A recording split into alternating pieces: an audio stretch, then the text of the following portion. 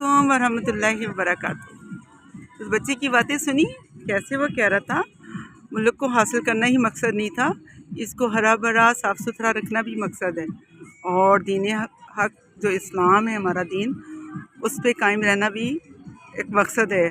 और इसका मकसद भी इसी वजह से था कि मुसलमानों को आज़ादाना तौर पर अपने मज़ाहिब की जो भी एक्टिविटी थी वो सुकून से कर सकें। नमाज को, हज को, ज़कात को, किसी तरह की भी दीन पे चले।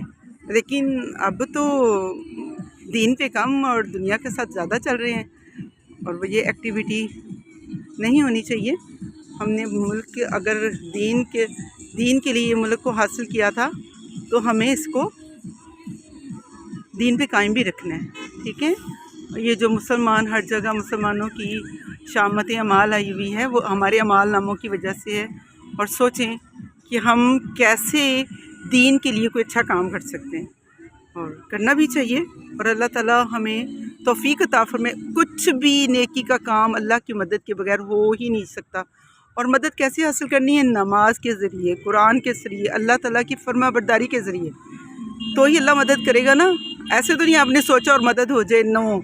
आपने सोचना, अपने अहद करने, अपने अल्लाह से दुआ करनी है कि अल्लाह बारी ताला हमें इस पे कायम रखे और हम दीन इस्लाम को बड़े वाज़िया और अच्छे तरीके से उसको